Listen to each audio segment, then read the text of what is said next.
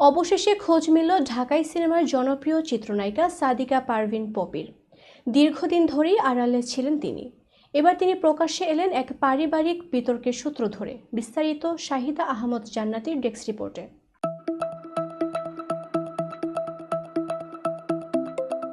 ঢালিউডের অনিন্দ্য সুন্দরী নায়িকা সাদিকা পারভিন পপি একাধিক জাতীয় চলচ্চিত্র পুরস্কার প্রাপ্ত এই অভিনেত্রী দীর্ঘদিন ধরে আড়ালে রয়েছেন।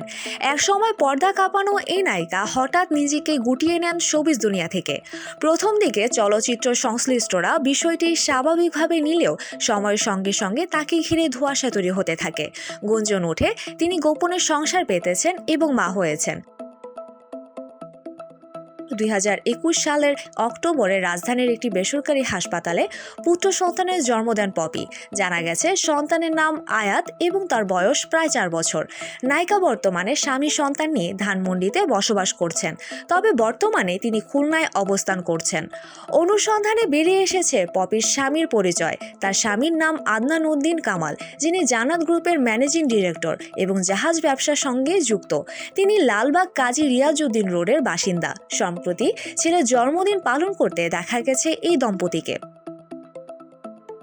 পপির বিরুদ্ধে নতুন করে অভিযোগ উঠেছে পৈতৃক জমি দখলের। এই নিয়ে তার বোন ফিরোজা পারভিন খুলনার সোনাডাঙ্গা মডেল থানায় সাধারণ ডায়েরি জিডি করেছেন।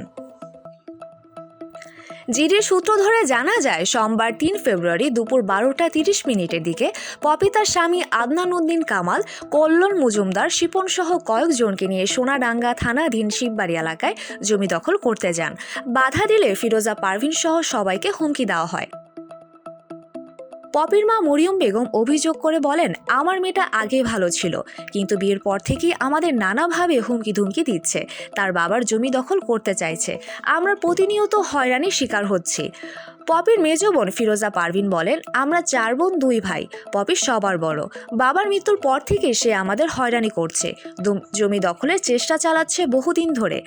পপিকে এই বিষয়ে বোঝানোর জন্য নায়ক আলমগীর ও জায়েদ খান পর্যন্ত চেষ্টা করেছেন, কিন্তু সে মানছে না। তিনি আরও বলেন, স্বামী সহ পপি খুলনায় আছে, আমাদের হত্যার হুমকিও দিয়েছে।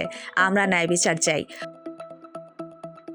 1997 সালে সোহানুর রহমান সোহান পরিচালিত আমার ঘর আমার বেহেশত সিনেমায় অভিনয়ের মাধ্যমে চলচ্চিত্রে যাত্রা শুরু করেন পপি।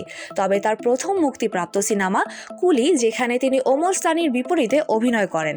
সিনেমাটি তখন 7 কোটি টাকা ব্যবসা করে মাইলফলক তৈরি করেছিল।